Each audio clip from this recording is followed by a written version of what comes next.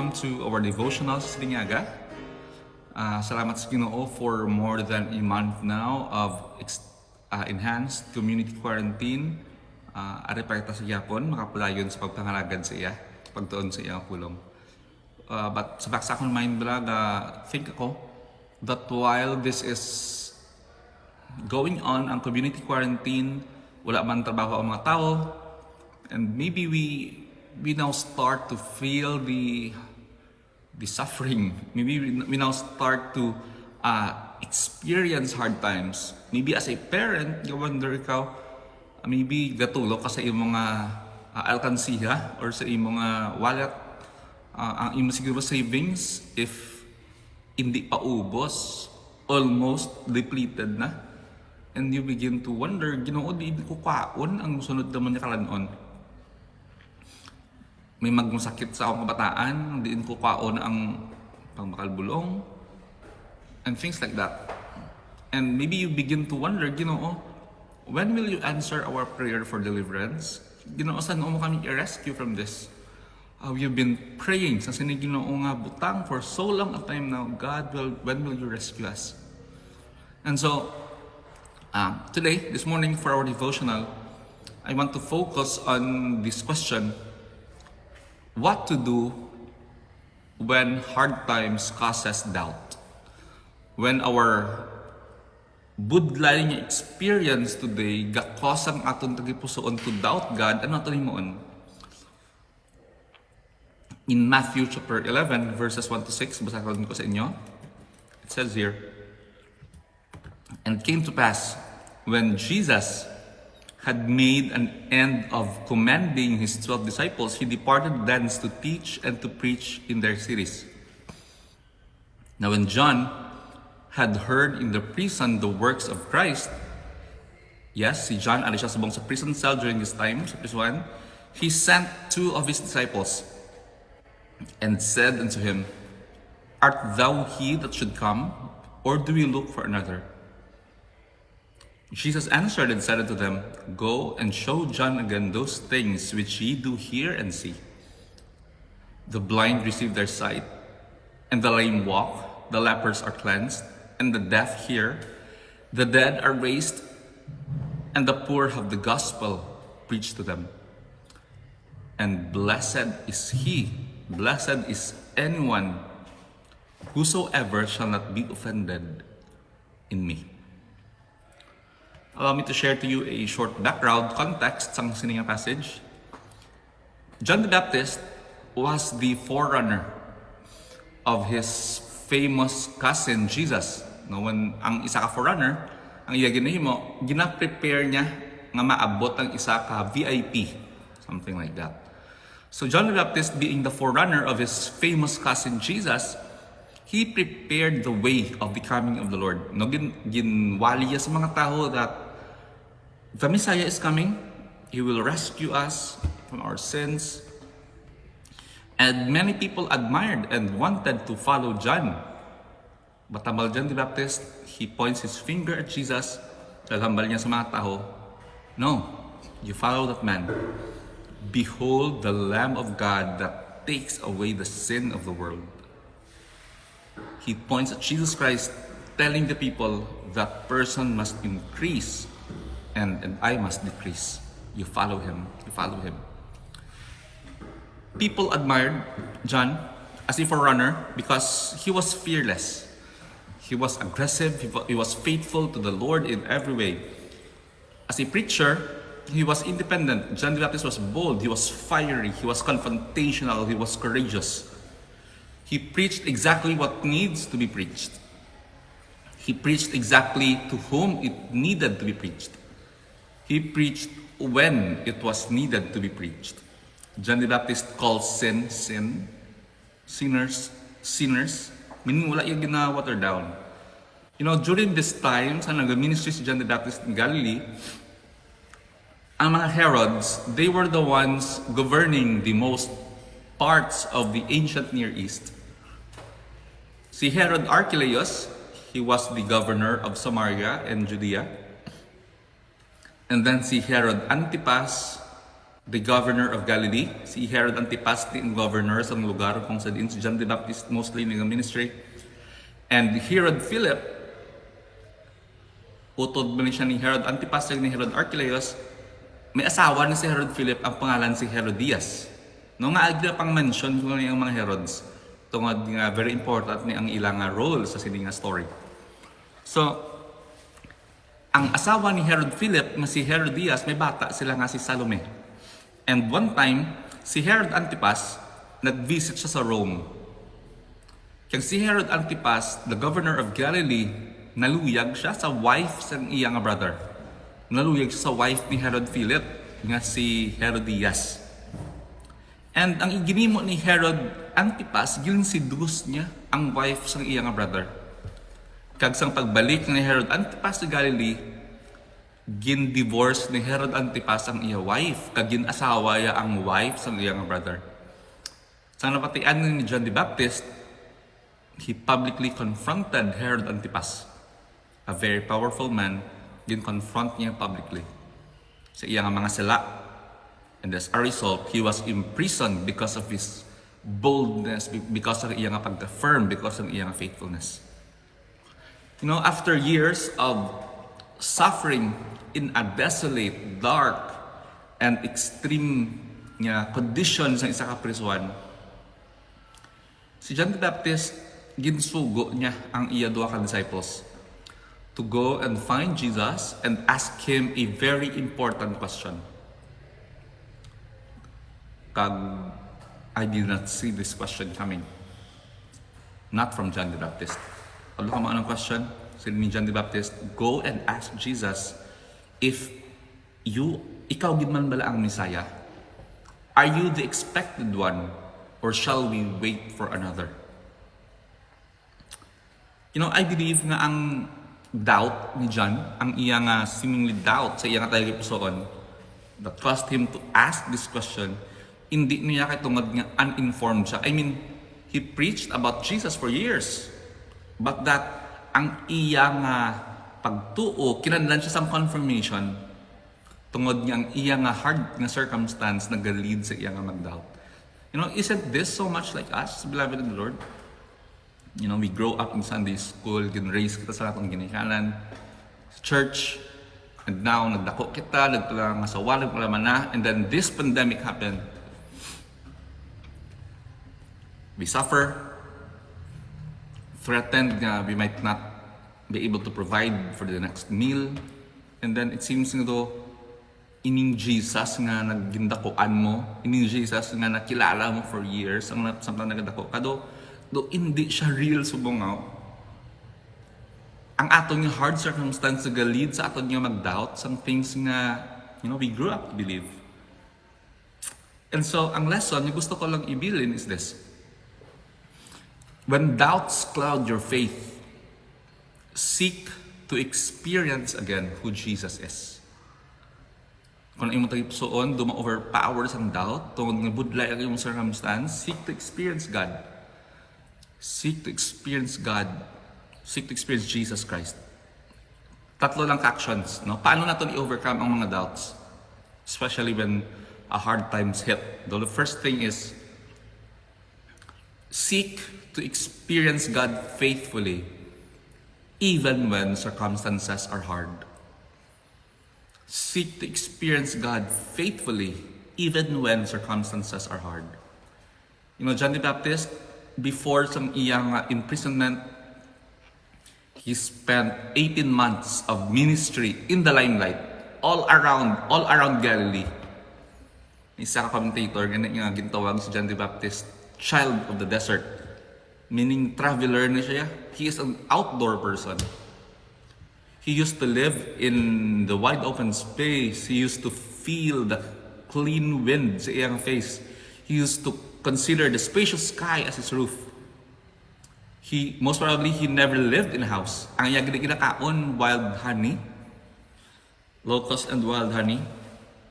Now, sa nagpresyo siya, he was confined within the four narrow walls of an underground dungeon, an underground prison. Ginpriso siya sa isa ka old fort called Macarius. It is located at a location 5 miles east of the Dead Sea. Meaning, grabe na init yung lugar. Dark and airless, kung diin siya matulog, dara man siya makaon, dara man siya ma-CR. Hindi ko ma-imagine ang kabudlay. Sa tion sang summer, 30 kainit. Sa tion sang tigtulog daw, 30 naman katugnaw. Naduwa lang ka lessons ang makita na kundri. Number 1, circumstances do not define how God feels about us. Ang aton circumstances subong, hindi nag-define kung anong ratsag man sang Ginoo towards aton. Siguro ma-wonder kita nga wala gid may ginhimo si Jesus out to rescue John. Akig ba si Jesus ka John? I don't think so. Ang bala ni Jesus in Matthew chapter 11, verse 11, ang bala ni Jesus, there has not risen anyone greater than John the Baptist. You know, beloved in the Lord, it is unfair. It is unfair for God na i-define siya naton, to define Him through the circumstances that we are experiencing. No, hindi naga-define ang aton circumstances sa balasyagon sa Ginoo sa aton, and it is unfair for God na himuon ta siya. Sometimes may mga balasyagon katang Ginoo, you are supposed to protect me. God, you are supposed to get me out of here. Ginoo, anak mo ko, Kristohanon ko. I've been faithful to you. Ginoo, you have the obligation to protect me or to rescue me at least. Kasi yung mga things. Kasi awan ng balasyagon natin. But beloved in the Lord, do not forget ang aton present na circumstansya, kung kabudlayan, hindi nag-define kung ano ang balatsagon sang Ginoo sa aton subong.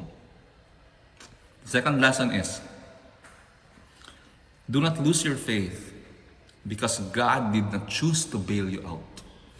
Kung kaisa may mga Kristohanon nga fervently nag-serve gid sa Ginoo for years, pero kung maka-experience sila sang series of tragedies and hardships sa ila life, isa to kadbudlay, hindi ta pag-question ang gugma sang Diyos, ang justice ng Diyos, ang bugay sang Diyos.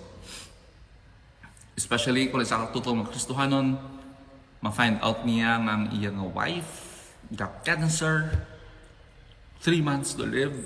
Ang iyang bata, for example, a daughter nga na-paralyzed tungkol sa isa ka-accident. When a faithful Christian is holding his son's dead, cold body in his arms, isa ba makamakat sa Ginoo, diin ka man, God, where are you? While I'm looking after your interest, Ginoo nga wala mo gindok after ang akon. When I was in the seminary, isa ka pastor, working as missionary in one of the tribes sa Palawan, the Molbog tribe. First year student, kapamatik sa testimony sa siningang tao, grabe yung pag-antos. Hindi ko na ipatanda yung nambal. Until now, burning sa akong mind. His whole family, his wife and 2 kids, they gave their lives to serve as missionary sa Molbog tribe in Palawan. All of them suffered malaria. Exact sang iyayang guest ng son. And then this pastor said something like this, sabi niya, kapasalamat ko sa Ginoo na may isa ko kabata na wala pa na malaria. At the back of my mind, what in the world? What in the world? How could a father, how could this pastor say something like this? His entire family suffered, including himself. But then he said, thank you, Ginoo. Yung may isa pa na wala. Another pastor, working as a missionary, devoted his life into the whole idea of making Jesus Christ known to the most unreached people in the island of Bohol. You know when he died? Ang iyang dead corpse, ginpotos lang sa banig. And ang property lang yung ginabilin niya sa iya tigulang nga asawa. A very old bamboo hut nga nagahilay na gani. Diba tumba na? You know, at the end of our lives, maybe sa imo nga kabuhit man sa bumilang Kristohanon, gamba ka sa Ginoo naman, worth it na yun. Worth di ba lang nga nag-cling kami sa imo, nag-cling kami sa imo sa family, nag-hope kami, nag-trust kami sa imo. Is this worth it? You know, someday when you sit on your rocking chair at the end of your life, or when you lay down sa imo nga deathbed, ang ako lang good prayer is that we can all smile and say, no regrets. if tagaan ko chance to live my life again, I would live it exactly the same way. Nagasalig, nagalaom sa imong katutom kag bugay sa gyapon. So beloved in the Lord, do not lose hope. Do not lose hope. Seek to experience God faithfully even when circumstances are hard. You know, this technology is making seeking God a lot easier for us. I hope nga i-grab natin yung chance, no? To feed sa ating mga kalag, to feed our faith and hindi ang atong doubt. Now the second thing here, seek to experience God fervently even when God seems silent. Ang silence, ang seemingly silence ng Ginoo is one of the hardest thing to deal with. Harap lang nag-pray ka. Every night you pray in tears for years. And it seems nga daw ang imo prayer ga-bounce back lang. Doon nag-igo lang sa wall, nagabalik sa imo. Doon ka budlay sa na it makes sense. You know, another big reason why John the Baptist doubted was because of Jesus' silence. He heard of the works of Christ, second-hand information. He had no contact with Jesus right after he baptized Jesus. He had been in the prison cell for a year. John was not an eyewitness of the works of the Messiah that he was proclaiming. Na hindi siya yan nakakita again firsthand. He did not have the opportunity to see with his eyes or hear with his ears or hold with his hands the Son of God. Ang mga pagwali, ang mga pagtudlo, ang mga pagpang-ayo ni Jesus, wala ni si John the Baptist naka-witness ni. So John sent a message sa kay Jesus through his disciples. Nag-visit one day ang iyang mga disciples and may special siya nga request. Sila niya, go and see Jesus and ask him this question for me. Wala ko maanong question? You ask Jesus, are you really the expected one? Are you really the Messiah? Or shall we look for another? You know, Jesus did not answer John's question with a simple yes or no. Kablog si Jesus nga John needed more than this. Ang ginimo ni Jesus, hambal niya sa mga disciples, go and show John again what you hear and see. Tell John the blinds receive sight, the lame walk, the lepers are cleansed, the deaf hear, the dead are raised up, the poor have the gospel preached to them. Go and tell John that. So nung dua ka lesson diri nga nakita ko, number one, we need to look back and remember. In God's seemingly silence at our lives, pause and look back and try to remember how God has been real in the past. You know, in times of doubts, we sometimes demand proofs from God. Like Gideon, yung gamit ni Gideon ang fleece, kagusto yung i-prove din siya sa Ginoo nga siya man ang gamiton sa Ginoo. Thomas, after the resurrection of Christ, gusto yung ibutang ang iyang finger sa very wound si Jesus as a proof, no? To affirmation lang sa aton faith. But beloved in the Lord, we need to look back and remember. We need to look back at those moments nga ang Gideon nag-prove sa iyaself sa aton in the past. You know, our memory of what God has done, of how God has carried us through, should teach us to be trusting. Reminiscing will lose its joy. Reminiscing will lose its entire sense if it will not lead us to the conclusion that God is good and that God is faithful. Whatever your situation is right now, it does not discount the reality of past answered prayers. You need to look back and remember. And second lesson, we need to look outside our circumstance and reflect. When God seems silent sa aton yung present circumstance, look outside of your circumstance and reflect. Look at the lives of other people. Try to see how God is working in the lives of others. You know, as John was confined with the prison cell, his faith seemed to be also confined. You know, do not limit yourself or God in your own prison cell. Look at how God is working in the circumstances of others. Look at how God has been good in the lives of other people. Look at how God held on to the lives of other people. And ask yourself, nga ama give up ko? Sa Ginoo, mawala na give up sa akon. Tigsa kabuhit sa iba niyang tao. Beloved in the Lord, if you have ever wondered how you have made it through until this point of time, it's not because. You will realize it's not because that you have been clever, but God has been wise. It's not because that you have been strong, but God has been mighty. It's not because that you have been consistent, but God has been faithful. You know, Luke tells us that sa nag-abot ang time nga nag-abot na ang disciples ni John to ask Jesus if he was really the Messiah, right there and then, hambal sa Luke chapter 7, 20 to 21, Jesus Christ performed miracle after miracles right before their eyes. Jesus put on a display miracles for the benefit of John's disciples and even more for John. You know, in times of your doubt and faithlessness, go straight to Jesus. Go straight to Jesus. Experience Him once again. Looking back and remembering, looking outside your circumstance and reflecting how God has been real, how God has been true. In our faithlessness, you know, God remains faithful, for He cannot deny Himself. Even when we are in doubt, we can still go to God because God, He is faithful. It is only by going to Jesus Christ that our doubts are relieved. So wala ko kabalo kung anong imo go through sa bang beloved in the Lord, but I pray that this hard time will lead you to God. This hard time will lead you to God. The third lesson here and the last, not just when hard times come, we need to seek experience God faithfully, even when circumstances are hard. Seek to experience God fervently, even when God seems silent. And the third and the last here, seek to experience God trustingly, even when our expectations fail.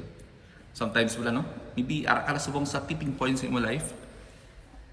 You are praying to God every night in tears, maybe for months or maybe for years now, this particular prayer request. And sometimes, go-wonder ka, wala mo man ginadudahan ang capacity sang Ginoo to do it. Because with God, nothing is impossible. But maybe you begin to wonder, why is God not answering? You have some sort of expectations sa Ginoo, and sometimes hindi na kakatabo para sa gina-imagine natin. So, seek to experience God trustingly even when our expectations fail. You know, John was a true saint and prophet of God. He was loyal, selfless, holy, and reserved in his service to the Lord. All his life, he lived under a Nazarite vow. John was the Messiah's forerunner and cousin. He devoted his life and preaching to the whole idea of preparing the people for the coming of the Messiah. Not to mention that Jesus was his cousin. Gina-play ko lang nga scenario sa akong mind. Maybe si John nag-wonder, no? How could the Messiah, the Redeemer, and the Rescuer forget a man who gave his life in faithful service to him? Not to mention that I am his cousin. I am wondering if prison, shame, hunger, physical torment, and loneliness were my rewards for being faithful. Or where is God? Where is God's love and compassion? Not to mention, where is God's justice? I confronted sin here. Nagasuffer ko how I did not do anything wrong. Two things, two lessons there. Number one, do not doubt everything you grew up to believe just because things didn't work out for you. John the Baptist knew the Old Testament very well. Maybe he was wondering, di na ang God of all comforts? Where was God's promise that the Messiah would bind up the brokenhearted, would set captives free, and would give eternal gladness and not mourning? Not this. Lord na Lord, maybe amuman mi exactly yung imablatsagon sa mong.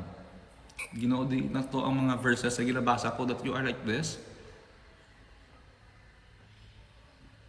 Sometimes reciting the verses that we memorize, singing all the hymns that we know, sometimes it just won't do. But even then, and especially then, do not abandon your faith.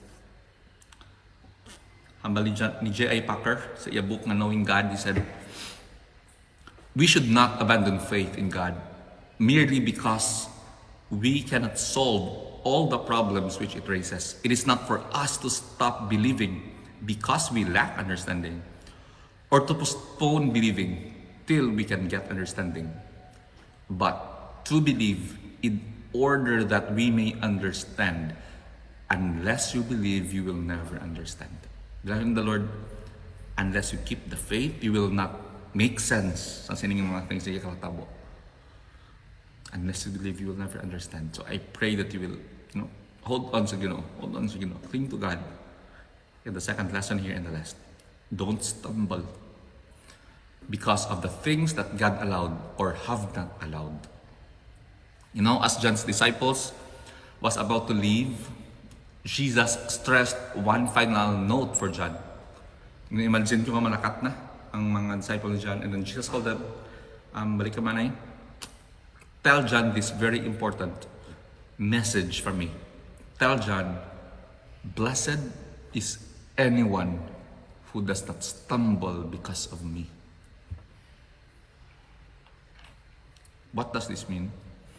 It means that you are the happiest, you are the most peaceful person if you do not stumble on the way God deals, on the way God allows or not allow things sa imong life. You're the most blessed person. God sometimes would leave our problems unsolved in order to teach us a humble trust in His truthfulness. Hamal ni Jesus, you are blessed if you do not stumble on the way God deals sa imong kabuhi. If you keep holding on to God, yes, may suffering. Yes, we wonder, we question God at times, but you are a blessed person if you keep on trusting the Lord, not stumbling.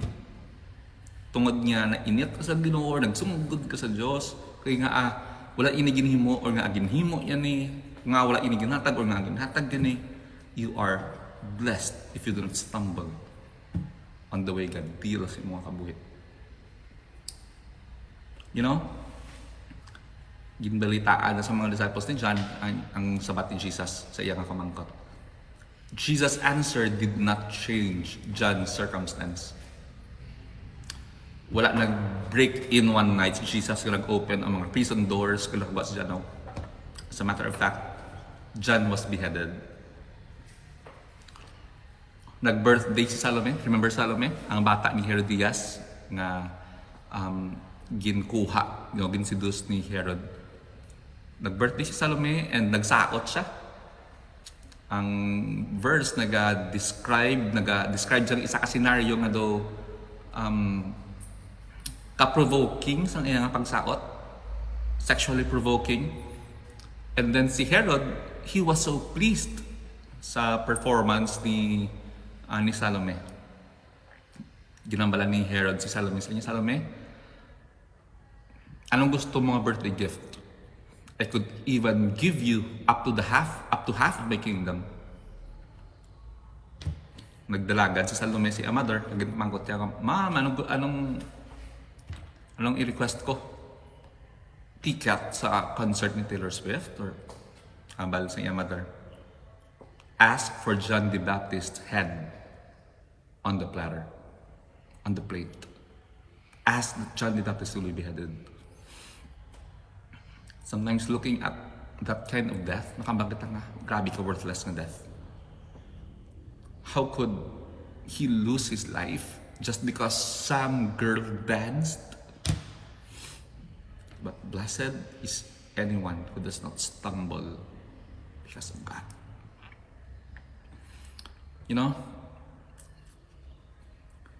It was enough to encourage and renew his faith and confidence in the Messiah. Gina-imagine ko bla, nagsulod na ang mautod sa nilang maulo. Kablog si John the Baptist said it was the end of him. And probably sa iya nga mind, ang iya lang gid ginahambal, ang iya lang gid gina-remind sa iyaself, iya lang gid gina-recite sa iya nga mind is, blessed is anyone who does not stumble because of God. Blessed is anyone who does not stumble because of God. He no longer had doubts about who Jesus was, or about his goodness and justice and sovereignty and wisdom. He was content to leave in the Lord's hands the many things that he did not yet understand. And that is the secret of being blessed and of not stumbling. Beloved in the Lord, I know nga lain ang ato niya experience or take sa sining hard time. But I pray that when doubts cloud our faith, we will seek to experience God again. Because blessed is anyone who does not stumble because of God. So what to do when hard times cause doubt? Seek to experience God faithfully, even when circumstances are hard. Seek to experience God fervently, even when God seems silent. And the third year, seek to experience God trustingly, even when our expectations of God fail. Because when doubts cloud your faith, we need to experience God again. We need to experience again who Jesus Christ is. May this hard time bring us closer to Jesus Christ. May we not waste this hard time. May this make us more like Jesus, whether in abundance or in suffering. May the Lord be pleased in our lives.